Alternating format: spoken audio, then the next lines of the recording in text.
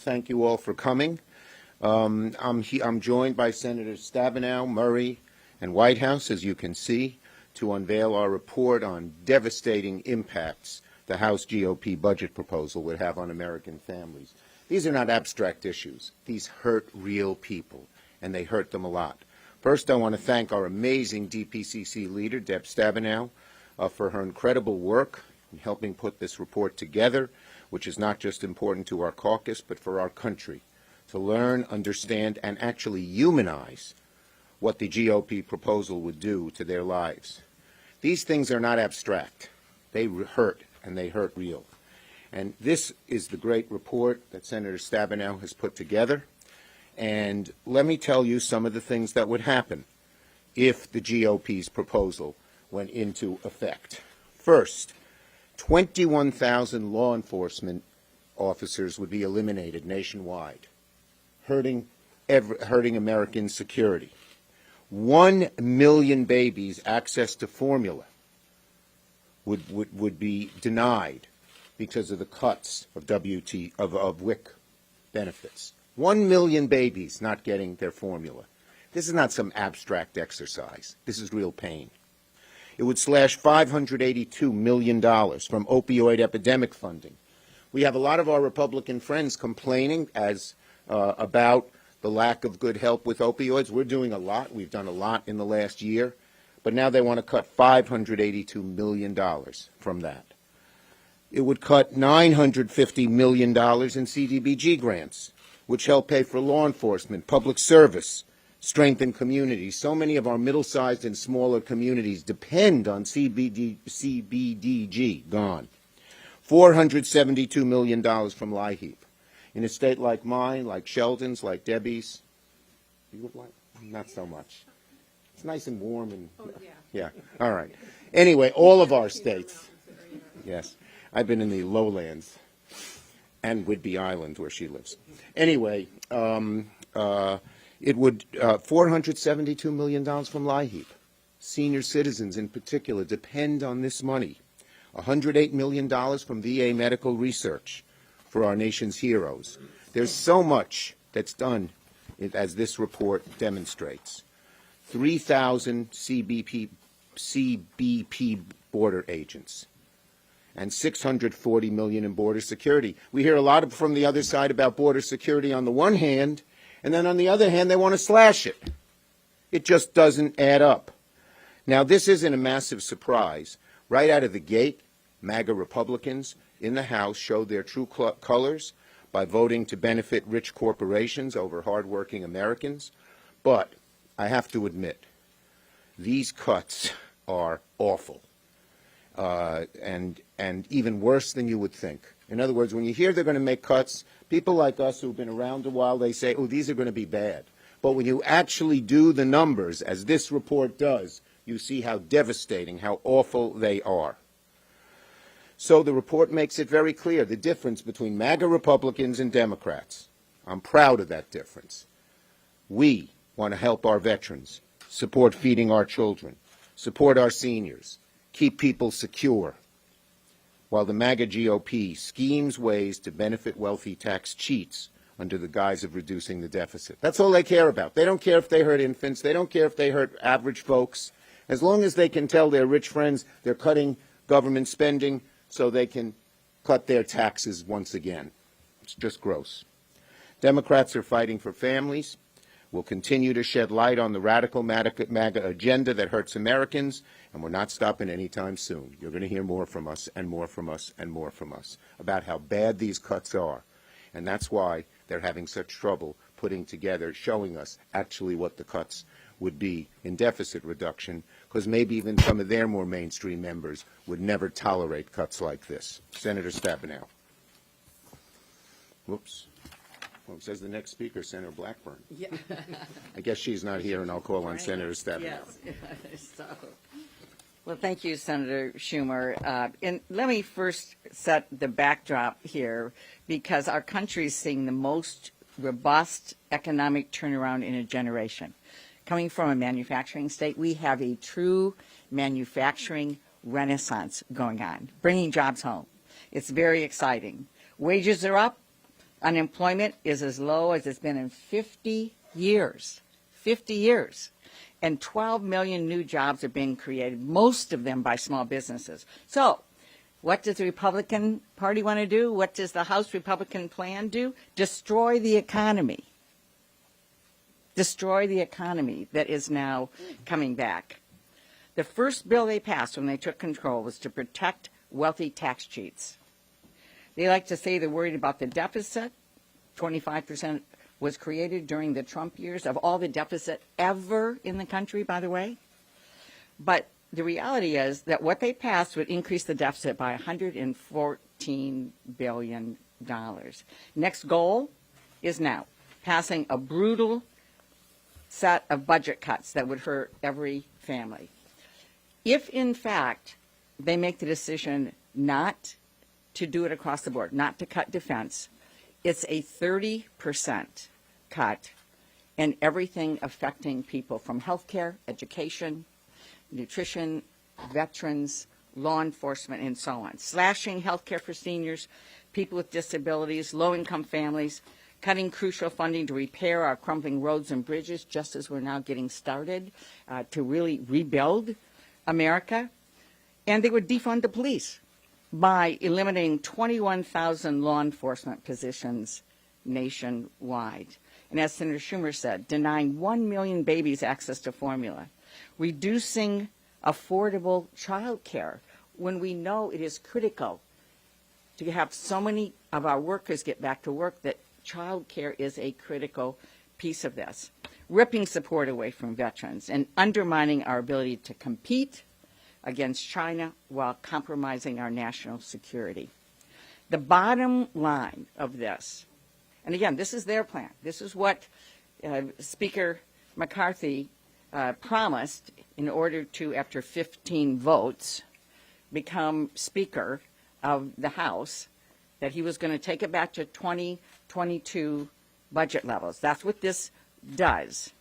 And the bottom line is they would lead to brutal budget cuts that would leave Americans stretched thinner, our economy weaker, and our country less safe.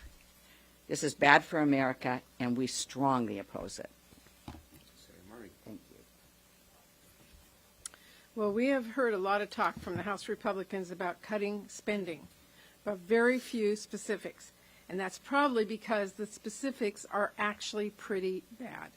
This report makes clear that when House Republicans throw out ideas like going back to 22 funding levels, which Speaker McCarthy and MAGA Republicans in the House want to do, they aren't actually proposing a freeze. They are calling for drastic, draconian cuts that will hurt families in every corner of this country, undermine our economy, jeopardize our national security, and limit our future. It is a raw deal for you and your family to make sure Speaker McCarthy can appease the most extreme Republicans in the House. When House Republicans talk about cutting spending, they aren't just cutting some abstract number or a line on a page. They are talking about massive cuts to countless programs that help people in countless ways every single day. They're talking about cutting health care services. They're talking about cutting child care, which is already too hard to find or afford.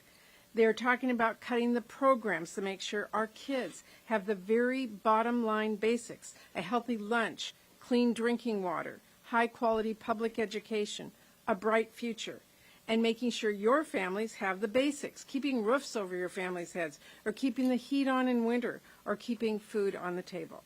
That is what House Republicans want to cut back, and that's just the tip of the iceberg. There's the 988 suicide lifeline that has helped millions of people. There's border security that is stopping fentanyl and drug trafficking. There's research into cancer and Alzheimer's and other awful diseases. There is investments in our workforce, in science and in technology, so we can stay ahead of China. That's what House Republicans want to cut. That's what government spending means to my friends and my neighbors and my constituents back in Washington State. It may just be a vague number to out-of-touch House Republicans, but to the American people, it's meaningful presence in their daily lives. And I should know what government spending is. My family would not have made it after my dad, who was a World War II veteran, who served his country and made a living for his family running a small little store on Main Street of Bothell, Washington, when he got sick with multiple sclerosis and couldn't work anymore. I was young, but he got care thanks to our VA.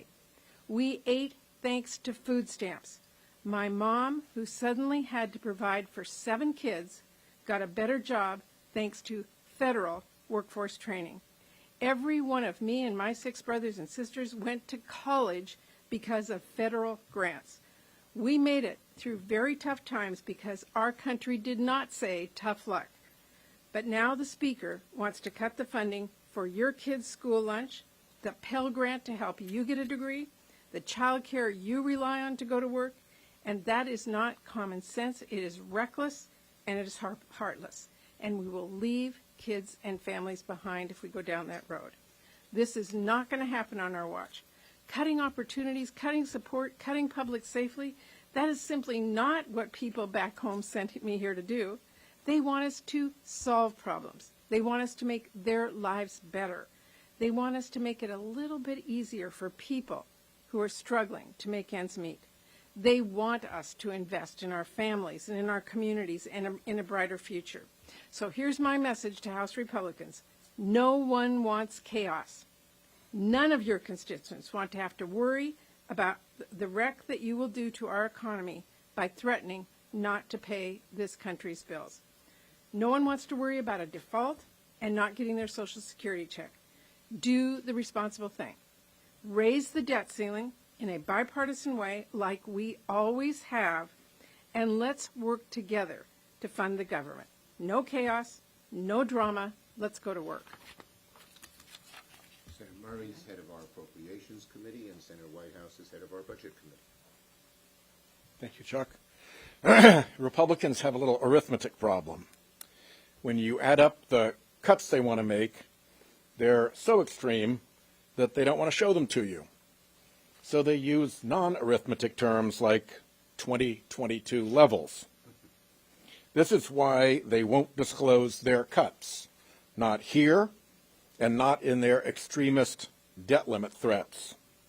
They apparently haven't even been able to get agreement among Republicans. It's so MAGA extreme. If Republicans do as many promise and protect defense spending, again a non-arithmetic term, the cuts elsewhere could surge as high as 30%. So they won't tell you that. The arithmetic is devastating for them. So we did a little bit of it for all of you. Cuts like $472 million from LIHEAP, which Rhode Islanders know is a horrible idea.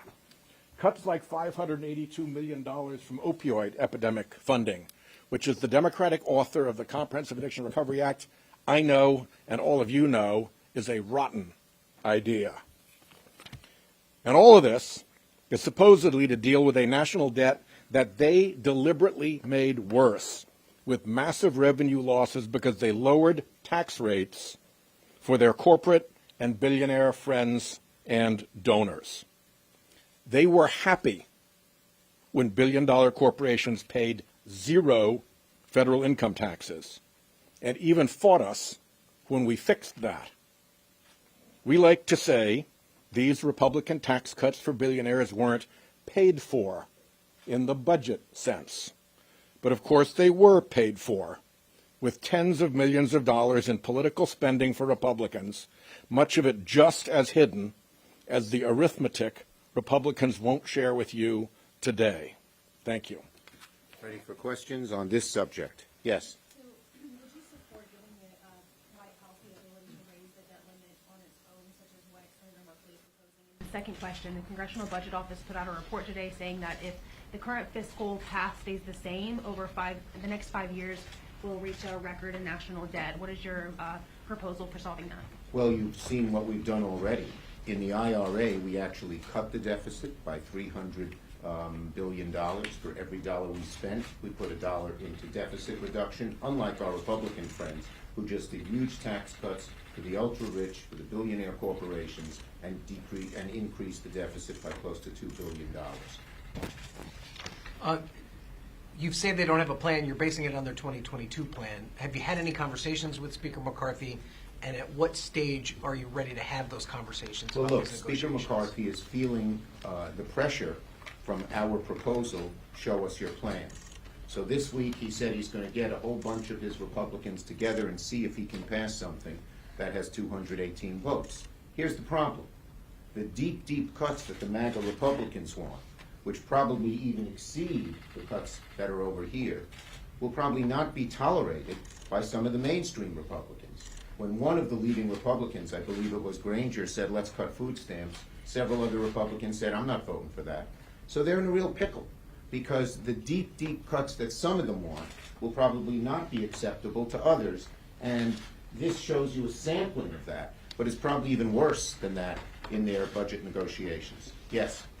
So House Republicans are still saying, for the most part, they won't drastically reduce defense spending, but they are starting to float some potential Pentagon cuts with things like maybe base realignment and closure, procurement reform. Is there any room for cooperation there? Look, Pentagon when it budget? comes to paying our debts, we think we should pay them free and clear of any hostage-taking, any brinksmanship. We should do what we've done in the past, on a bipartisan basis, come up with a plan that pays our debts without brinksmanship, without hostage-taking, without saying, only if I get A, B, C. Usually, at least if the past is prologue, the party that is demanding certain changes before they reduce the deficit, before they pay our debts, loses. That's been the lesson in history. Because the American people don't want those kind of games. They don't want those kind of shenanigans. They know how dangerous they are. Yes. On the debt limit, Congresswoman Spanberger said last week that she believes that defaulting on the debt poses a far greater threat than the Chinese spy balloon that they flew across the country last year, and also the 3 UFOs that were shot down over North America in the last week. Do you agree with that assessment, that defaulting on debt Look, I'm not poses going to make a greater threat? comparison, but defaulting on the debt would be devastating. It would raise interest rates dramatically. It would have our retirees, whether they be Social Security or veterans or people who have their 401ks and their pensions, dramatically lose savings. It would cost them, on average, the cost of buying a new home $100,000. So that's devastating. Now, obviously, we have to make sure, in our military and our intelligence services, and making sure we're safe when it comes to these balloons. We have to do both. Yes. You and other Democrats sort of mentioned a lot about Social Security and Medicare. I was wondering if you share the same concern about Medicaid, given Well, the past I do. proposals. I think we do. It's just that Republicans have focused on Social Security and Medicare as the big entitlements. We believe Medicaid does a great deal. It helps poor people. It also helps a lot of very middle-class people as well. So it's a very popular program, and we would defend it. We don't think any cuts on Medicaid, just like cuts on Medicare and Social Security, should be attached to debt ceiling in terms of brinksmanship. Yes? Since Social Security and Medicare do have some long-term issues with solvency, when and how do Democrats think that should be? Well, that's an issue that should be separate from debt ceiling. We believe we want to preserve, we don't want to cut benefits, we don't want to privatize, we don't want to do the kinds of things that Republicans have talked about in that area. And we have some plans to make it solvent, which you'll hear from down the road. Okay? Thank you, everybody.